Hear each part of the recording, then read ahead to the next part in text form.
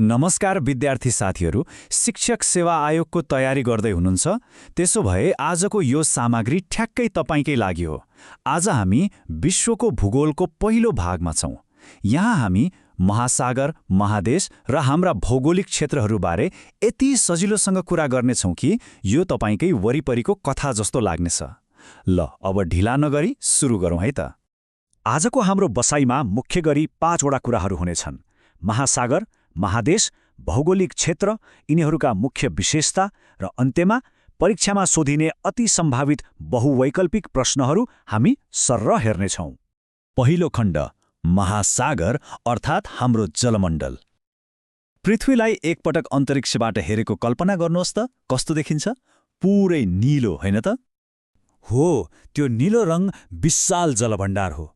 हाम्रो पृथ्वीको सतहको करिब 71% भाग त पानीले नै ढाकेको छ। बाँकी 29% मात्रै जमिन हो। यो 71% भन्ने तथ्याङ्क चाहिँ परीक्षाको लागि एकदमै महत्त्वपूर्ण छ है, यसलाई ठ्याक्कै दिमागमा राखिहाल्नुस्। अब यो विशाल पानीको भण्डारलाई 5 वटा प्रमुख महासागरमा बाँडिएको छ। परीक्षामा कहिलेकाहीँ ठूलोबाट सानोको क्रम मिलाउन आउँछ नि, त्यसैले यसरी सम्झिनुहोस्: सबैभन्दा ठूलो प्रशान्त, त्यसपछि आन्ध्र वा एटलान्टिक, तेस्रोमा हिन्द, चौथोमा कुमेरु अर्थात् दक्षिणी र सबैभन्दा सानो सुमेरु अर्थात् आर्कटिक महासागर।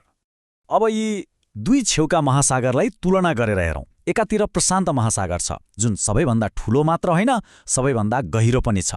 यसले त संसारको सम्पूर्ण जलमण्डलको झण्डै आधा भाग नै एक्लै ओगट्छ। अनि अर्कोतिर छ सुमेरु महासागर, जुन सबैभन्दा सानो छ र यसको धेरैजसो भाग सधैँ हिउँले ढाकिएको हुन्छ। यसरी तुलना गरेर पढ्दा तथ्यहरू कण्ठ गर्न धेरै सजिलो हुन्छ। ल, पानीको कुरा त भयो। अब यो विशाल जलभण्डारबाट हाम्रो ठोस जमिनतिर लागौँ। विश्वमा रहेका 7 वटा महादेशहरू जसले हाम्रो सम्पूर्ण मानव सभ्यतालाई धानेका छन्। सबैभन्दा पहिले एसिया, हामी आफै बस्ने महादेश। क्षेत्रफल र जनसङ्ख्या दुवै हिसाबले यो विश्वकै सबैभन्दा ठूलो महादेश हो। यति धेरै मानिस बस्ने भएरै होला यसलाई मानिसको घर अर्थात् होम अफ म्यान पनि भनिन्छ। अब एसियाको ठ्याक्कै उल्टो अवस्था हेरौँ। सबैभन्दा सानो महादेश कुन हो त? अस्ट्रेलिया। अनि अर्को अनौठो महादेश छ अन्टार्कटिका। त्यहाँ त मानिसको स्थायी बसोबास नै छैन, किनभने त्यो पुरै हिउँले ढाकिएको छ। त्यसैले यसलाई हिम चादर पनि भनिन्छ। जमिन र पानीको कुरा गरेपछि अब तेस्रो खण्डमा जाउँ। यी विशाल महादेश र महासागरहरूलाई कसरी विभिन्न भौगोलिक क्षेत्रमा बाँडिएको छ त? खासमा हाम्रो पृथ्वी एउटा गजबको प्रणाली हो। यहाँको जमिन अर्थात् स्थलमण्डल, पानी अर्थात् जलमण्डल र हावा अर्थात् वायुमण्डलले एक आपसमा काम गरिरहेका हुन्छन्। यिनीहरूकै अन्तर्क्रिया र तालमेलले गर्दा पृथ्वीका विभिन्न ठाउँमा छुट्टा-छुट्टै किसिमको विशिष्ट वातावरण बन्छ। अनि यही वातावरणका आधारमा हामी पृथ्वीलाई विभिन्न क्षेत्रमा बाँड्छौँ। जस्तै हावापानी वा जलवायुको आधारमा उष्ण, समशीतोष्ण र शीत कटिबन्ध भनेर बाँडिन्छ। त्यस्तै विकासको अवस्था हेरेर विकसित र विकासशील भनिन्छ भने भौतिक बनावट हेरेर हिमाली, मैदानी र मरुभूमि भनेर छुट्याइन्छ। यी क्षेत्रहरूले नै त्यहाँ बस्ने मानिसको जीवनशैली, कृषि र बसोबासलाई प्रत्यक्ष असर पारिरहेका हुन्छन्। हामीले भूगोलको सैद्धान्तिक विभाजन त बुझ्यौँ, तर पालो अब चौथो खण्डको। यी सबै कुराको हाम्रो दैनिक जीवन र प्रकृतिमा के असर छ त? आउनुहोस् यसलाई हाम्रो पर्यावरणसँग जोडौँ। यहाँ प्रकृतिको सन्तुलन हेर्नुहोस् है। महासागरहरू पानीको भण्डार मात्र होइनन्, यिनले विश्वभरिको मौसमलाई नियन्त्रण गर्छन् र पानी पर्ने चक्र चलाउँछन्। महादेशहरूले हामीलाई बस्ने ठाउँ दिएका छन् जहाँ अनेकौं संस्कृति फस्ताएका छन्। अनि त्यहाँको भौगोलिक क्षेत्रले कुन ठाउँमा कस्तो प्राकृतिक स्रोत पाइने वा मानिसको जीवनशैली कस्तो हुने भन्ने कुरा निर्धारण गर्छ। यो सबै एउटा चक्र जस्तै जोडिएको छ।